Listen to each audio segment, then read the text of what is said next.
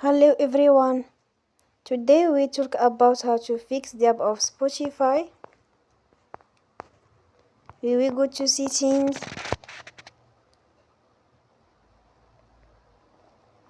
then we click on apps.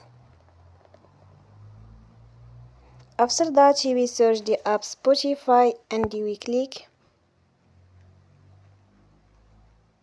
They will on for stop.